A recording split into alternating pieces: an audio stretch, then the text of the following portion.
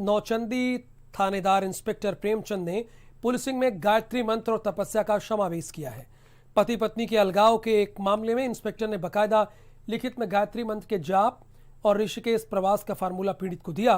Formula असर नहीं किया तो पीड़ित आज आईजी मेरठ की चौखट पर पहुंचा है।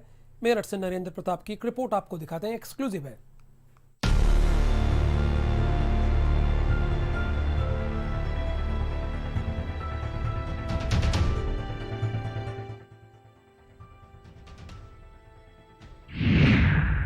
तिलक चंदन गंगा जल की रिलीज के बाद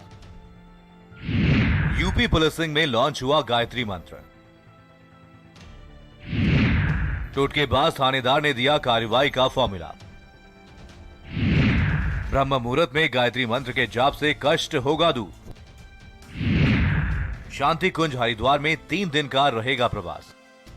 आंखों में आंसू और हाथ में अपनी बेकदरी की कुछ तस्वीरें लिए इस शख्स का नाम है हेमंत गोयल। मेरठ के शास्त्री नगर निवासी हेमंत गोयल ने अपनी जिंदगी के आखिरी पड़ाव पर आकर के गाजियाबाद की कविता कौशिक से ये सोच करके 7 फेरे लिए थे कि आखिरी दिनों में कोई सहारा होगा। लेकिन शादी के बाद 19 साल के बेटे को साथ लेकर के आई कविता ने कुछ ही दिनों में घर पर कब्जा कर लिया। महीने बीते तो हेमंत गोयल की 22 लाख की रकम कविता ने हड़प ली और हेमंत को फुटबॉल की तरह किक मार करके घर से बाहर कर दिया। जिंदगी से निराश हेमंत नौचंदी थाने पहुंचा। इंसाफ की बजाय जिंदगी की समस्याओं को हल करने के लिए धर्म और आध्यात्म का रास्ता सुझाया।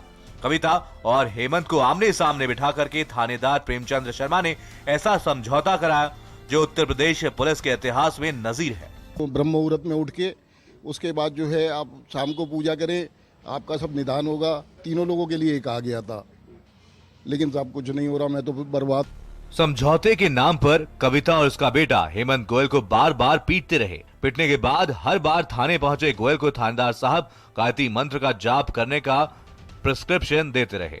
तीसरी बार थानेदार प्रेमचंद शर्मा ने हेमंत गोयल को संपूर्ण समस्या का समाधान लिख दिया।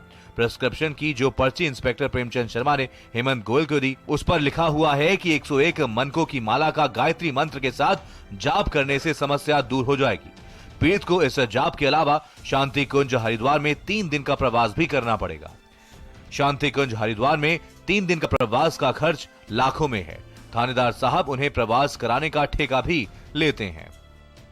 कई बार मारा पीटा और इनसे लाखों रुपए ऐंठ लिए। इसकी शिकायत लेकर जब हम थाने गए थे ये, तो थाने में इनकी रिपोर्ट ना लिखकर, मेडिकल भी इनका हुआ था, इनकी रिपोर्ट ना लिख के 2-3 बार कंटिन्यूस काम होता है। जो वहाँ के थाना अध्यक्ष हैं, जो थाना प्रभारी है थाना नौचंदी के, वो कहते हैं शंख बजाओ, ताली बजाओ, तिलक लगाओ, गंगा जल से छिड़काव करो और माँ गायत्री का जाप करो। माँ गायत्री के जाप के दिशा निर्देश देते हैं और इनको सजेस्ट करते हैं कि आप जो है हरिद्वार में जाके गायत्री आश्रम में रहें और भगवान का ध्यान करें, सब चीजें ठीक हो जाएंगी।